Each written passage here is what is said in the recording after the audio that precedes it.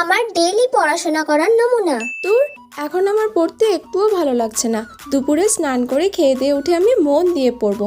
এখন আমি উঠে পড়ি। দুপুরে এখন তো এইমাত্র ভাত খেয়ে উঠলাম, খুব ঘুম পাচ্ছে। এখন আর পড়তে একটুও ভালো লাগছে না। বিকেলবেলা আমি ঘুম থেকে উঠে তাড়াতাড়ি পড়তে বসে পড়বো। বিকেলে এখন ভালোই লাগছে না।